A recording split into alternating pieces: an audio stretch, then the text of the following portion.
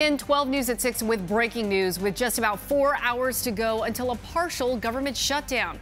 You are looking live at the U.S. Capitol right there, where many say it's highly unlikely a deal will be reached in time. Good evening. I'm Mike Gonzalez alongside Tram, Maya, Caribe, and Mark have the night off. Funding for border security, including that wall that President Trump promised before he was elected, is the major issue not being resolved. Team 12 political insider Bram Resnick joining us live, verifying the impact of the impending shutdown on Arizona. Bram?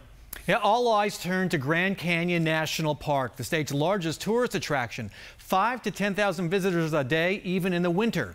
Arizona governors have a long history of defending the canyon during a shutdown.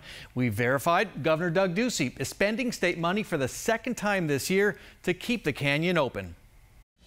When the government shuts down, Arizona steps up. The Grand Canyon National Park is open for business. 5 years ago, Governor Jan Brewer cut a check for $650,000 to keep Arizona's largest tourist attraction afloat.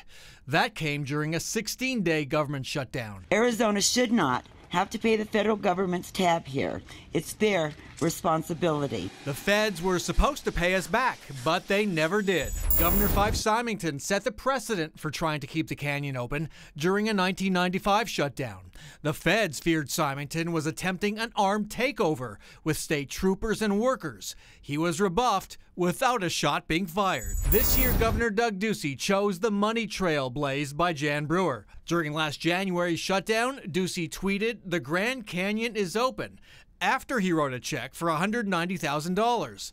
A Ducey spokeswoman says Arizona got that money back. Ducey then created the Grand Canyon Protection Plan, a cash pipeline to Washington to keep the doors open at the canyon. With yet another shutdown looming, we can verify the governor will transfer $64,000 to the National Park Service. That will keep Grand Canyon restrooms open and cleaned for a week. Snow will be removed, trash will be collected. The visitor center will be closed, but hotels, lodges, and restaurants will be open. The park will be a bargain. There won't be any workers to collect the $35 entrance fee. And Park Service staff who collect the fees and handle other tasks would be furloughed without pay during a shutdown.